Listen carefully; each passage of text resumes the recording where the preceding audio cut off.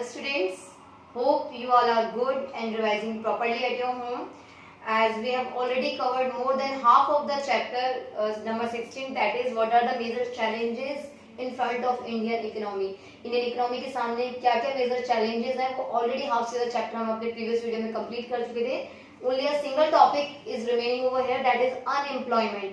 वो topic है आपका अनएम्प्लॉयमेंट. और एक चीज मैं आपको बताना चाहती हूँ कि अनएम्प्लॉयमेंट जो टॉपिक है, क्योंकि इस चैप्टर से there will be 3 question in your board exam each of 1 mark. So what will happen over here कि अभी आपको अनएम्प्लॉयमेंट से क्वेश्चंस कैसे आ सकते हैं. सी, अनएम्प्लॉयमेंट से क्वेश्चन डायरेक्टली पूछा जा सकता है, डिफाइन अनएम्प्लॉयमेंट.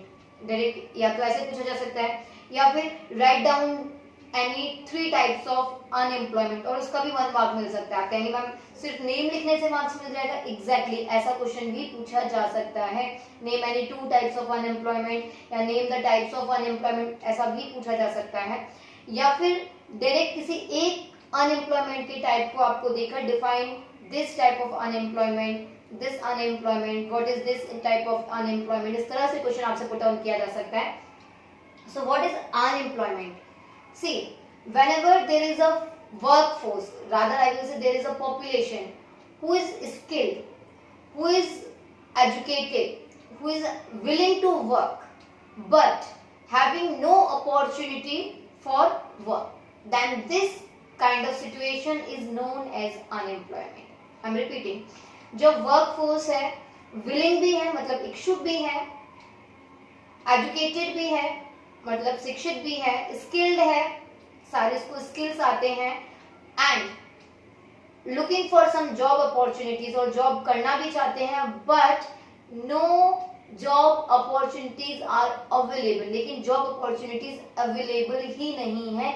इसी को कहा जाता है अनएम्प्लॉयमेंट. या फिर ये समझ लीजिए कि नंबर ऑफ एम्प्लॉयमेंट इतना कम है in comparison to the number of the unemployed skilled educated persons.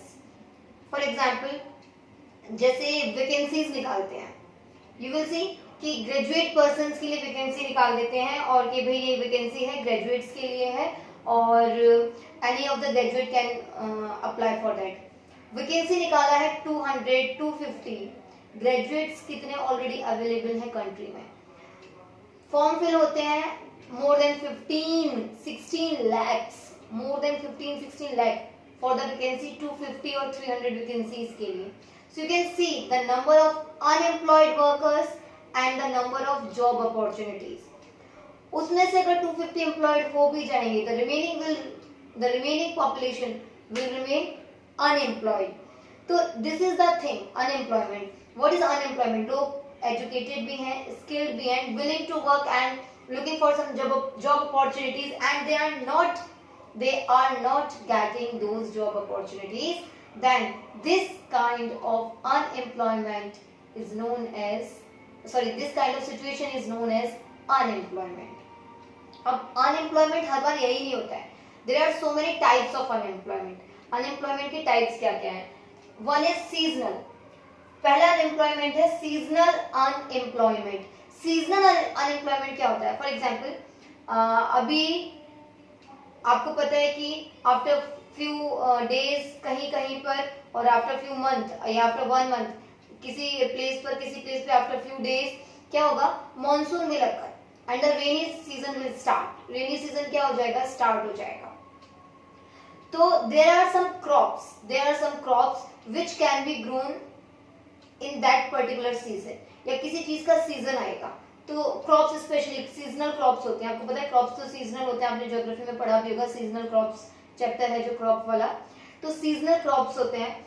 तो सीजनल क्रॉप्स के लिए आपको पता है कि जो लोग उन क्रॉप्स को ग्रो करने में, प्रोड्यूस करने में, या उनसे अपनी अपनी डेली नीड्स को कंप्लीट कर रहे हैं या उनके थ्रू उनका बिजनेस चल रहा है, तो व्हाट विल हैपन, उनका जब सीजन रहेगा उस दौरान तो उनके पास एम्प्लॉयमेंट है.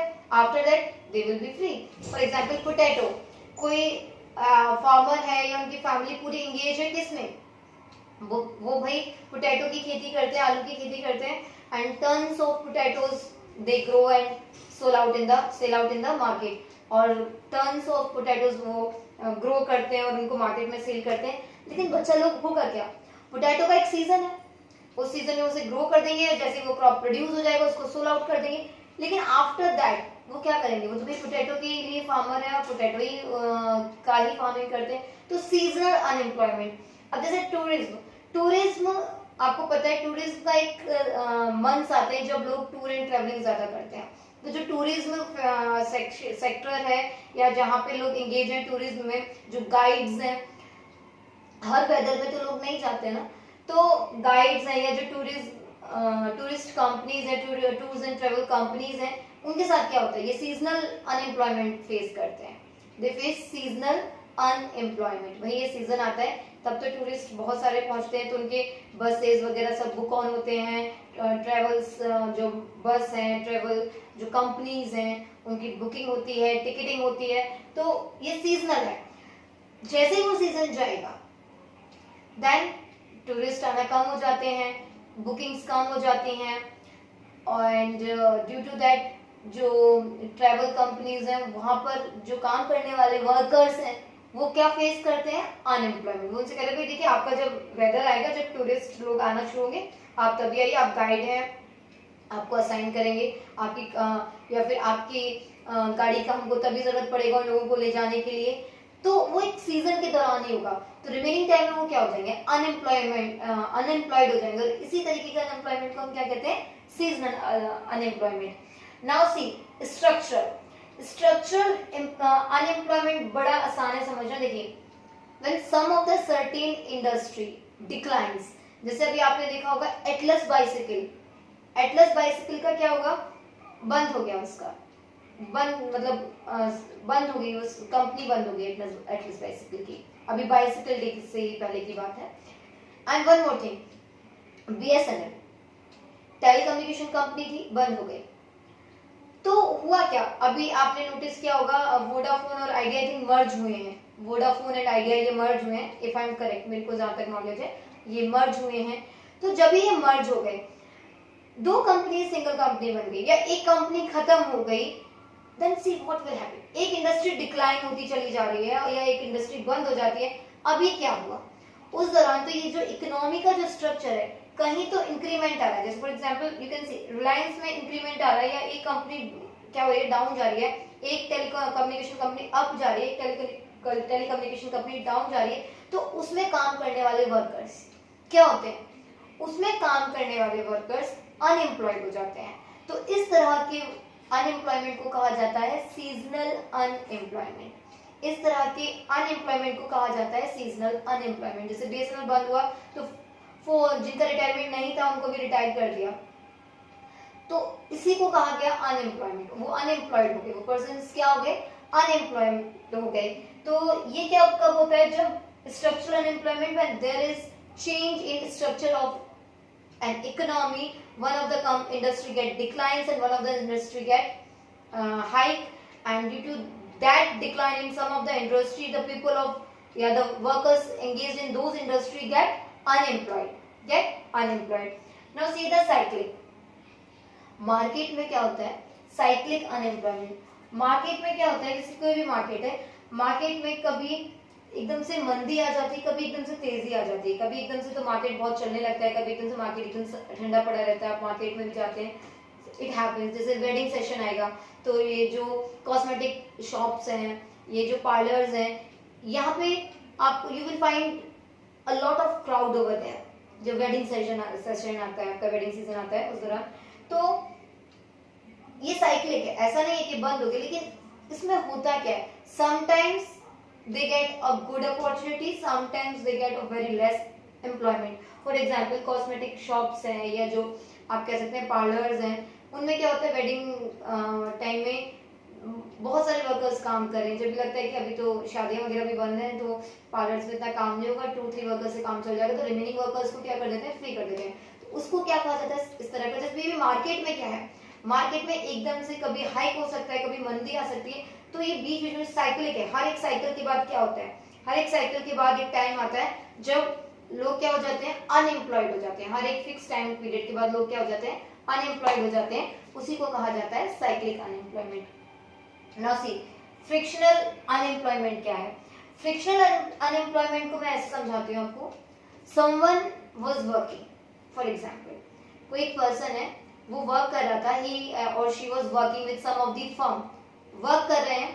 वर्क करने के बाद क्या हुआ, दैट पर्सन थॉट कि मुझे ये जॉब नहीं करना है और उन्होंने रिजाइन कर दिया या उन्हें जॉब से निकाल दिया, जो भी, उनकी वो जॉब छूट गई है और वो भी नए जॉब सर्च कर रहे हैं. नए जॉब सर्च कर दिए हैं, इंटरव्यूज दे दिए, बहुत सारे रिजल्ट आने में टाइम है या उनको अपॉइंटमेंट मिलने में टाइम है, तो 2-3 मंथ्स का टाइम हुआ नई जॉब लेने में. फर्स्ट जॉब से न्यू जॉब में जाने पे फॉर एग्जांपल 3 मंथ्स का टाइम लिया, तो for 3 months what happened, 3 months that person got unemployed. तो इस टाइप के अनएम्प्लॉयमेंट को कहा जाता है frictional unemployment. What is frictional unemployment?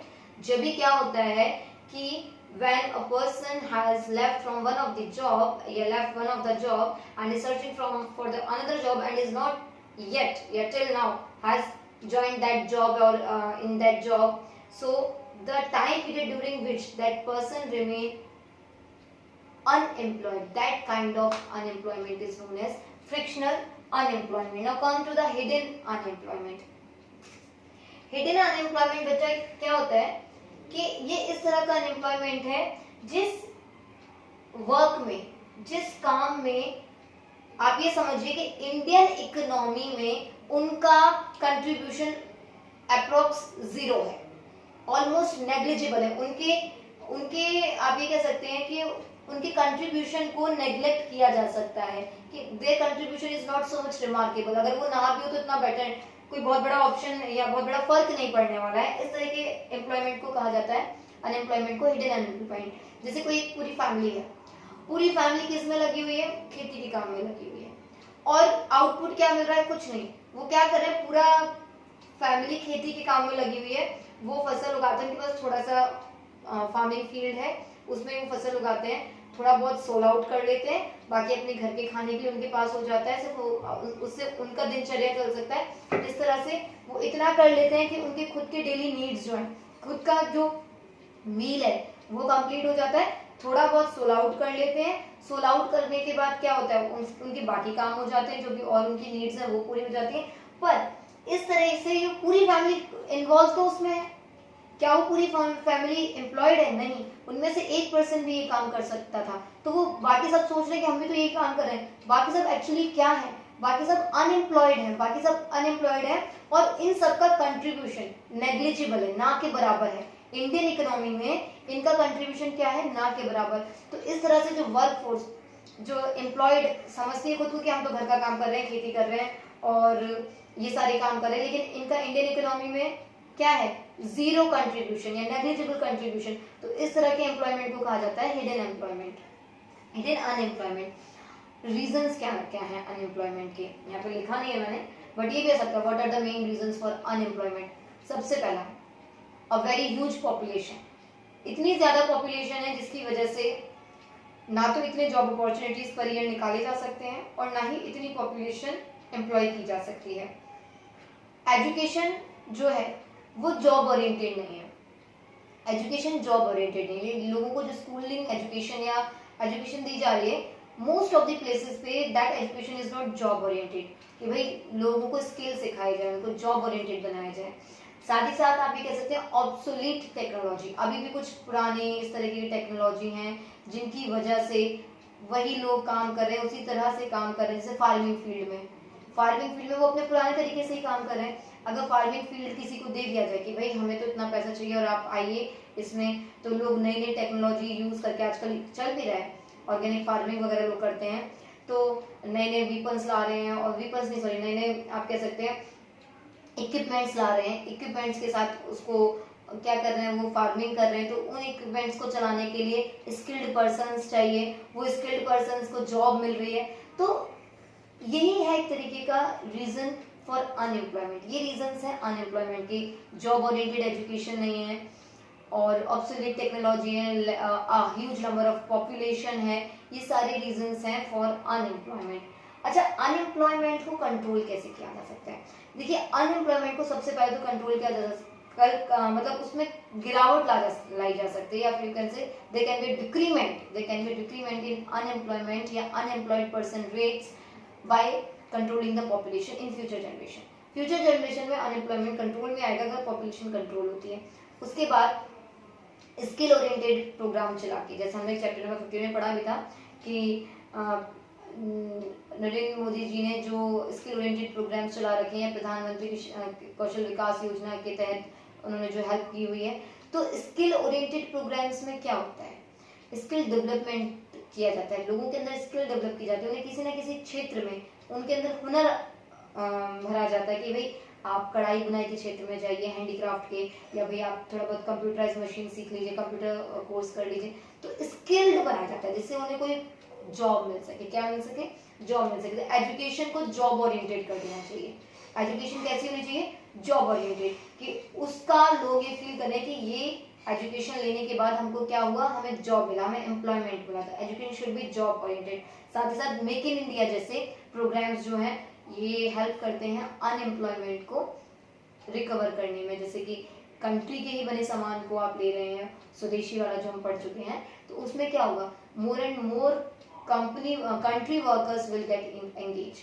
तो फॉरेन जो बिजनेस है वो कम होगा, कंट्री के सामान को ज्यादा लोकप्रियता मिलेगी, ज्यादा फेमस होगा, तो लोग ज्यादा एंगेज होंगे उस काम को करने में। सो फाइनली अभी आपका ये चैप्टर भी फिनिश हो गया, chapter number 16। You will get the question answers for this chapter also.